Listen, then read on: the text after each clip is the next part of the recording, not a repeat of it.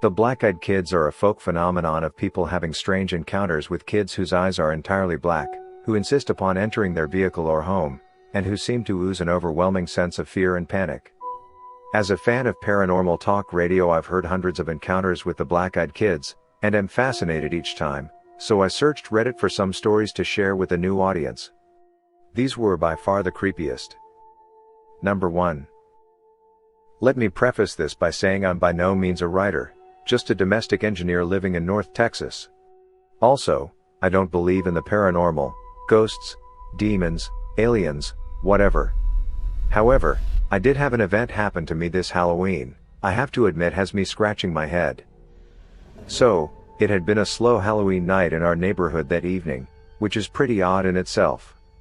We usually have kids from different areas dropped off in ours and have a constant parade at our door. That night I'd say we'd had no more than 8 or 10 groups of kids come by the entire night. It was about 9:30 p.m. and my husband and I were sitting in our family room watching some of those ghost shows based on supposedly actual events. Like I said, I don't believe in that stuff, but I do like a good ghost story now and then, and it was Halloween and all. We hadn't had any activity at the door in over half an hour and it was getting late, so we decided to turn the porch light off and let our dog Chloe out of her crate. Chloe is an American bulldog and is very docile. We only put her in her crate because we were afraid she'd try and get out to play with all the kids, and I didn't want to have to chase after her down the street. Also, we didn't want her to scare any of the kids because she would look a little intimidating to the younger kids. So, I turned the outside light off, let Chloe out, and she followed me back to the couch and lay down at my feet. It was getting close to 10 p.m. when my husband decided he'd had enough fun for the night and was going to go upstairs, take a shower and get ready for bed. After all, it was Thursday and he still had to get up early the next day. My teenage son was out with his friends at a local haunted house and wasn't expected back for another hour or so that left me alone on the couch with Chloe.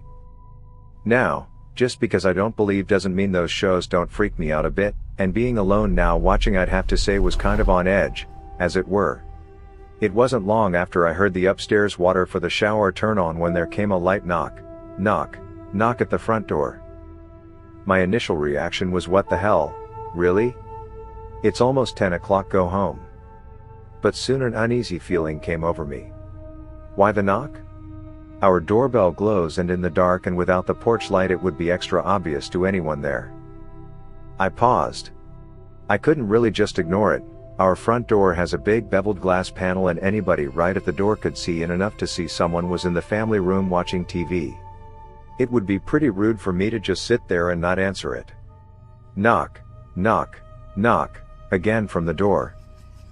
I glanced down at Chloe and she was gone. My gaze followed her usual path to the front door, expecting her to be on her way there as she normally does.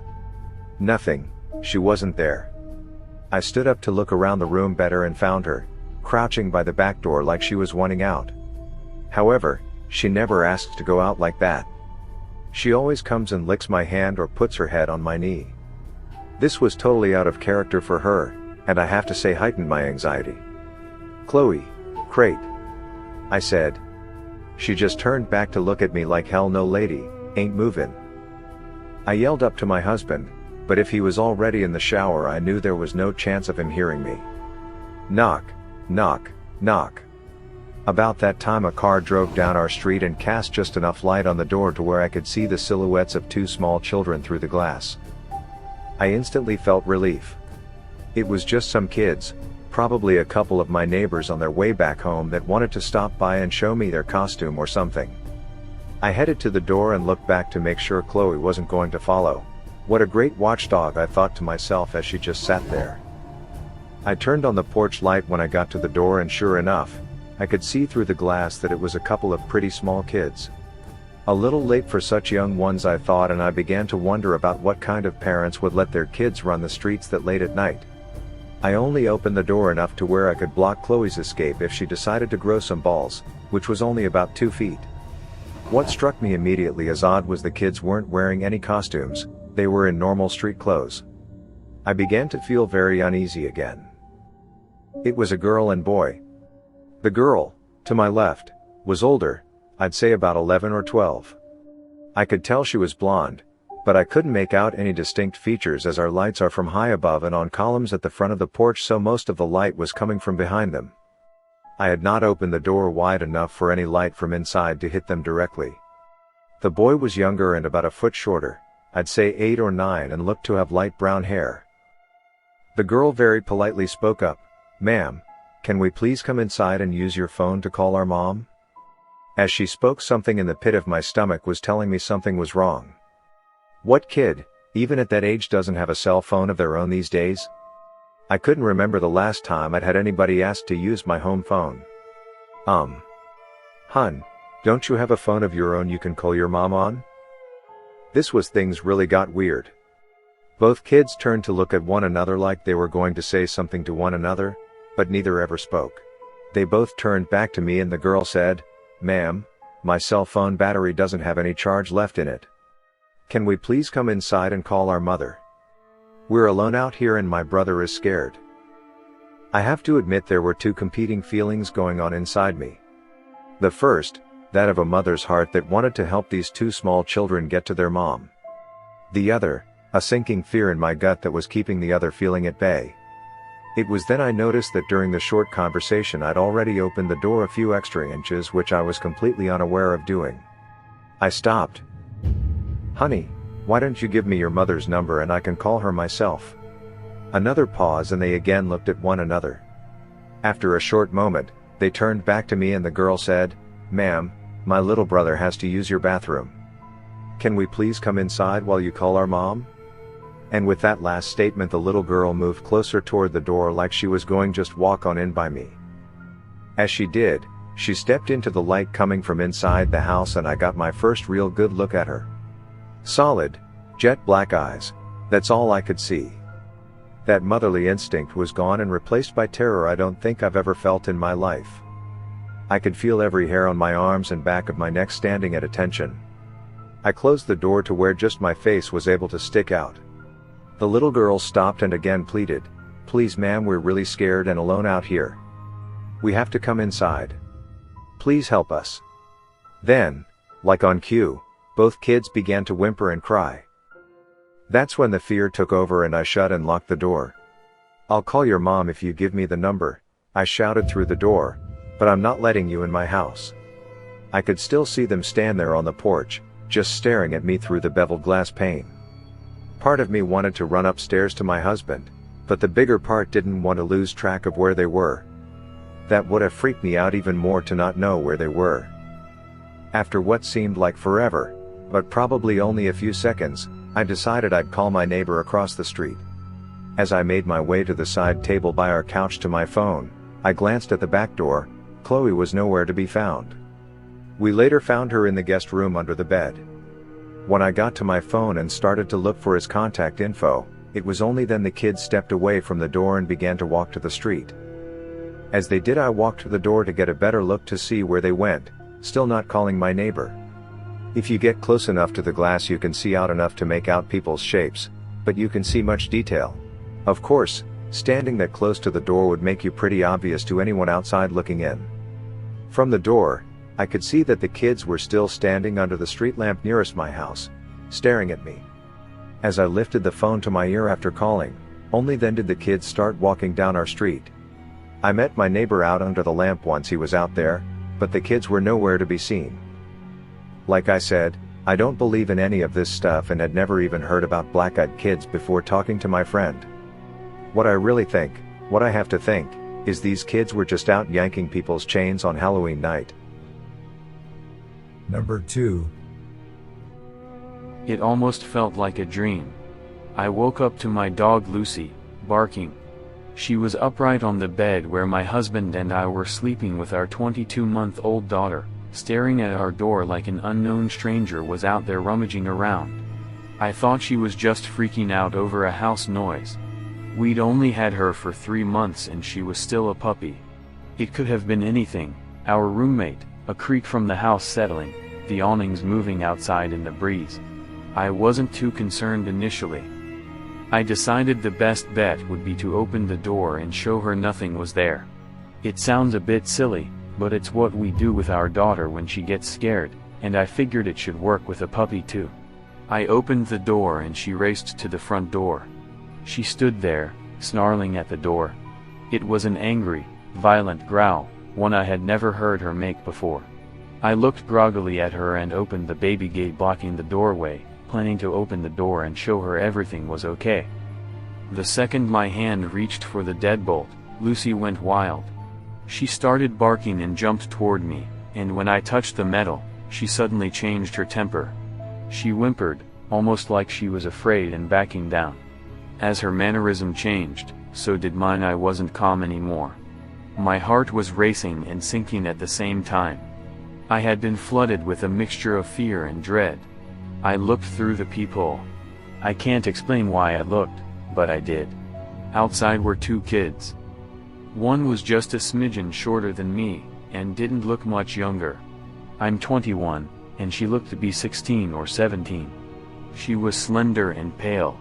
Her hair was a light shade of honey blonde, and she wore it long, about mid-back, with long, thin, blunt bangs in the front that covered most of her eyes. She wore jeans, a light wash that's popular right now, and a thin-looking olive-colored pullover-style hoodie. She held the hand of a small girl, who looked to be around 3 or 4, in the same style jeans and a button-down ivory cardigan. The smaller one looked at the floor shyly, but had the same shade of hair, tied back in a ponytail. She held a stuffed toy under her free arm, and it was identical to one my daughter has, as was their style of dress. Had it not been for the feeling of overwhelming dread and fear, I probably would have asked these children in and given them some tea or hot chocolate to get them out of the bitter cold. Something about them seemed off. At this point, I hadn't made any noise, I hadn't shushed the dog or grumbled, nothing, I hadn't turned on any lights. These kids had no indicators I was at the door. The older one spoke. She had a voice that was mature, confident, strong, and accentless. She held her head tilted downward, and I couldn't see her eyes. She said, "We have to use your phone." I stood frozen in fear. How did she know I was there? She raised her head to face me directly, and that was when I saw her eyes. There was a reason I couldn't see them through her bangs before. They were black, or midnight blue, or a dark purple. They were otherworldly. She said, "Our mother is worried." As someone who has always been interested in creepy stories, I knew what she was the second she looked at me through the door. I have never been one to believe in these things. As a staunch atheist and skeptic when it comes to the paranormal, I had written off many a ghost story from friends and family members eager to tell their tale. I didn't believe it. Still, I couldn't rationalize my way out of this. I was standing with nothing but a thin wooden door between me and a black-eyed kid. There was no questioning what was right in front of me. I did not answer her. Slowly and silently, I backed away from the door, Lucy still cowering at my ankles. She kept talking. "Just let us in to use your phone." I took another step back, and with that step, the tone changed. At first, she seemed polite. When I took that second step back, she became commanding, almost hostile. "We're not going to hurt you. If we wanted to do that, we would have broken in. I'll ask again. May we come in and use your phone?" Lucy snarled at the door, and I inched backward, though something inside me seemed to be slowly pulling me back toward the door. It wasn't a physical pulling so much as a subconscious need to go back and let them in. I got to my room, covered up the window, locked the door, and sat there in the dim light of the nightlight. I heard her call me back to the door once more, and then quiet. I didn't go back to sleep that night, and I haven't slept right since. I know from reading about them that Becks can't just come in without permission. I know they haven't hurt anyone, but I still fear I'll be the exception. When I told my husband, he said it was just a dream. He keeps telling me to forget it, but this lingering feeling of sadness, this dread when the house is silent at night, this fear of a knock at the door. This tells me otherwise. Number 3. This really freaked me out. Yesterday I noticed my neighbor hadn't put out all his Halloween decorations. The past 2 years I've lived next to him. He's gone all out for Halloween. I don't know him well, he's younger, single, but I know he likes kids, not in a creepy way.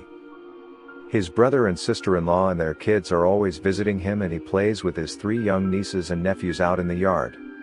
So anyway, I got home from work and was walking up my driveway and I saw him outside and said something like, "Hey man, you better get your Halloween stuff up or that house up the street is going to beat you for best decorations."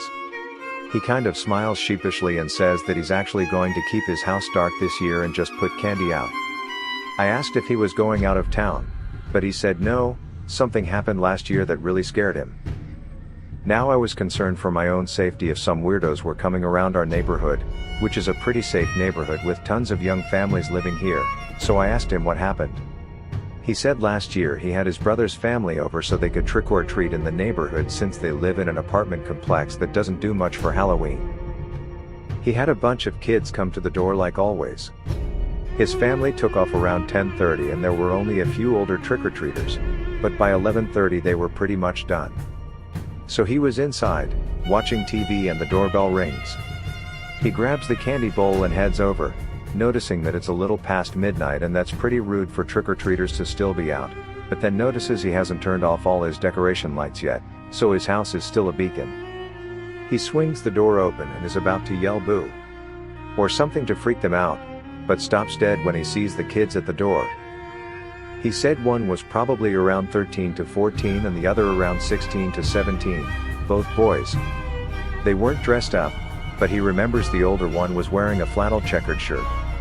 He was immediately overcome with uneasiness, like opening the door was a huge mistake. They just stared at him and he noticed they had really big irises and dilated pupils. He couldn't even see the whites of their eyes, so he figured they were contact lenses. He was frozen there holding the candy bowl, like he couldn't slam the door in their face as much as he wanted to. So he nervously tried to smile at them, hoping they would break character and ask for candy or something. The younger one said they had gotten lost and needed to come in and use his phone. That was when he closed the door more than halfway on them and said, "No, sorry," and the older one said something like, "Can we just wait in your house until our parents come get us?" But by then he was convinced that his life was in danger and these kids must be high on something or intending to rob him, and he just kept mumbling, "No, sorry, good night," as he inched the door closed and locked it. He told me he was so fucking scared at that point that they were going to try to break in through one of his windows or something, but he looked through the peephole and they had turned to leave. He watched TV with the volume really low so he could hear any sounds at all, and he said he stayed up till like 5 a.m. because he was too scared to go to bed and drop his guard. The whole time he's telling me this I'm thinking, oh my god, this sounds so familiar, just like the Black-Eyed Kids urban legend. Then I thought, hey, maybe this dude is trying to scare me because after all, he does have the Halloween spirit, so I'm looking at him incredulously but trying not to seem too gullible. So I'm like, man, that is really crazy. Sounds like the Black-Eyed Kids. He just looks at me blankly. The what? Is that a movie or something? And I said no, but told him to go look it up online. Like an hour later I get a knock on my door, and admittedly, almost jump out of my skin thinking it's a demon child. It was my neighbor and his eyes were freaking huge. He swears to me up and down that he had never heard of the Black-Eyed Kids before and it's so similar to what happened to him. So we talked a while longer and I told him that quite a few people probably know about that urban legend and it's possible it was just teenagers with black scleral contacts trying to freak people out on Halloween. But he said the fear he felt was so primal and came over him the second he opened the door for them. Number 4. Last night was like any other night. I was switching between listening to music and watching YouTube videos with one headphone in so I can hear my infant daughter if she cries. That way my wife can get a full night's sleep. She works at 4 a.m. at the hospital every day. When I decide to go lay down in the spare bed in the baby's room. Just as I dozed off, I heard a thumping coming from the front porch. Startled at first, I opened my eyes wide and scanned the room. Realizing it was most likely my cat scratching himself on the front porch, I dozed back off. Then again, the thumping. Damn cat. I got out of bed to run him off the porch only to see he wasn't there anymore. Now that I was up again, I wasn't the least bit tired. I figured I'll just get some tea and check Facebook while I'm up, maybe finish the web series I was watching on YouTube. A few minutes into the video I felt the sudden urge to look up at the kitchen window. There they were. The tops of two short-statured people's heads cresting the stairs just above my window frame. The people were just short enough to not see in the window, but I could see out. I heard no footsteps on my porch as my stomach turned. But the knock was a steady hollow thump. The very same thump I had just blamed on my cat. Deciding it was best not to answer, I shut my laptop and crept by the door back to the baby's room. I assumed it was some of the people from the low-income housing across the road from me that were high or hiding from the cops, or maybe looking for my cousin who stays with me often and has many friends over there. The last thing I needed was to try to explain to two stoners that I was trying to sleep even though it was 2 a.m. It wasn't until I got to my daughter's room that the creepiness set in. The thump had moved from the kitchen to the bedroom windows.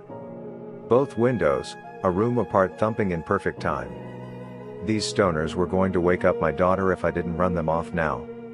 Pissed off, I went out to the kitchen, unlocked and opened the door, ready to run around to the side of the house and kick some little idiot's ass. It happened then. Standing there looking up at me were two 10 or 11-year-old boys. The feeling of dread and the smell of mold almost made me vomit. The smaller of the two then spoke. "May we use your telegraph?" Huh? I just stared blankly at these boys, horrified of what I then realized. Their eyes were pitch black. He asked again to use my telegraph. There wasn't a sound to be heard, no crickets chirping, no dogs barking, no cars driving by. Nothing. I tried to play it cool and ignore the fact that he didn't say telephone, or phone, or cell. Anything that would have made any sense of the situation, and calmly replied, "I don't have service at my house. Sorry." The expressions on their faces turned to rage as I finished my sentence. Swiftly I shut the door and locked it as quickly as I could, then stumbled back to protect my daughter. I picked her up from her crib and held her close. The fact that she didn't wake up freaked me out the most, but I managed to gather my senses enough to make sure she was still breathing and warm. Everything seemed okay with her. The thumping on the windows was back. I dropped to the floor as close to the wall as I could and held my little girl in my arms and wept like a child. I felt helpless and afraid. I lied there for what felt like hours and hours, crying and shaking, until I heard it, my wife's alarm clock. The thumping stopped the instant the alarm went off, and I crept into the master bedroom with the baby. "What's wrong with you?" my wife asked. "I just had a bad dream," is all I could mutter out. "Okay, well, give me the baby so I can feed her before work." I handed my wife the baby and she fed her like any normal day. I turned on every light in the house and made coffee for her. For some reason, just having her awake calmed my nerves enough to pretend like nothing happened. I walked her out to the car nervously with the baby in my arms. I asked her not to leave until I walked back in the house. She was put off by the request but did so to humor me. Once I was safely in the house, I locked the door again. And in the house I sat horrified until she got home. I insisted we go to the next town over and stay the weekend at my brother's house. And here I sit horrified while she sleeps in the guest room with my daughter, wondering why they stopped when the alarm went off. I think I know the answer. I was aware of black-eyed kids, she wasn't. Every story I've read about them is from someone who already knew about them. Maybe, just maybe, knowledge of them existing is the only reason they visit. Number 5. The incident took place about 13 years ago. I had just moved to a new city with my wife. We were small-town newlyweds from the Midwest. We moved cross-country to one of the biggest cities in the Southwest so I could attend graduate school. Being naive and new to city living, I habitually answered the door without a second thought. Never again after this. The first thing that should have tipped me off to the peculiarity of this situation was the fact that someone was knocking at 6 o'clock in the morning. The second thing that should have dawned on me is this kid had to reach over a rather tall patio gate to unlatch and open it. The knock at the door was startling. My wife and I were getting ready for work, a pretty normal routine. The moment I opened the door, I was overtaken with an inexplicable sense of fear. To this day, I can picture him. Teenager, average height, average build, knee-length black leather coat, short black hair and sunglasses. The sunglasses at 6 a.m. struck me as odd, and even more odd, he was eating an apple. He was very polite and asked if he could come in and warm up. I said, "No, closed the door and slid the security chain into place. A moment later, another knock. I opened the now chained door, and before I could speak he asked again if he could come in and warm up. No, I replied and attempted to close the door. Before the door could shut, he put his hand out, stopping the door on its hinges. He looked directly into my eyes, still wearing his sunglasses, and said, "Can I at least get some ketchup for my apple?" "Fuck that," I replied, albeit a little confused. "Get the hell out of here. My wife is calling the police." He takes a moment to let this information sink in, lowers his glasses, revealing eyes as black as obsidian, and says, "No. You won't be calling anybody." At that moment I force the door closed, lock it, and call out to my wife. She is scared shitless, hiding in the bedroom. All jacked up on adrenaline, I rip the curtains back to look out the window next to the door. He's gone. Absolutely no trace of him. I go out on the patio and check the gate. It's still latched from the inside. That was fucked up, I think to myself, and as I turn to enter the house I notice a half-eaten apple lying on the ground. Number 6. It was a cold October evening, not too far off from Halloween. I remember sitting in my room, playing some game on my phone. The evening was slowly creeping by, so I decided to go to the corner store. It was only 3 blocks, shouldn't be much trouble, right? During my walk I see the normal. The occasional person putting up Halloween decorations and kids playing in their yards, but this story is about something far more sinister. I remember seeing 2 teens about age 14, knocking on a door asking to use the phone, which of course I thought was weird because most teens these days have phones. As I kept walking, they stopped and stared at me for a short moment. I felt the blood in veins chill. I felt so creeped out I hurried to the next block. The next block seemed fine, until I looked behind me and saw the 2 teens were following me. I took off sprinting to the store at this point. I saw the sign for the store, and relief washed over me. I opened the door, and I told the cashier about what happened on the way here. He looked at me slightly creeped out, and told me a story about this happening to him in his hometown and how they found him the day he left, and asked for his help, in an emotionless voice, and he told me to never agree to help. He told me another story, but at that point I was no longer paying attention because they were standing at the door asking to be let in. The cashier freaked out, and locked the door. The teens never seemed to waver or leave. They wouldn't step away from the door. It had been an hour. The cashier and I were ready to fight our way out, but instead he took me out the back. The one teen came around the back just as the door shut behind us. "Can you help me?" is all he could say. He was closing in on us, and his eyes, they were black as a starless night. They were peering right into my soul. I couldn't help but gaze into his eyes. The terror, I can't remember too much of what happened next, but I do recall the sounds of struggle. When I came to, the cashier was struggling with both teens. He was calling out to me for help. I ran towards them, grabbed him by his collar and pulled him between the 2, and knocking them over in the process. I didn't look back until I was near my house. The cashier was gone, but the teens were still following behind. I ran into my house, closed all the blinds, and turned the music up. I got lucky that day, but I'm not sure how long I can keep out of their grasp. I tried to find and thank the cashier for saving my life that day, but he didn't show up to work after that. I asked his boss, and he told me he called over the phone and quit. He said he was moving. To this very day I sometimes feel the fear of those eyes watching me as I drive to work. I sometimes will look out my window and swear I see them watching my house from a couple blocks away, waiting for their next chance.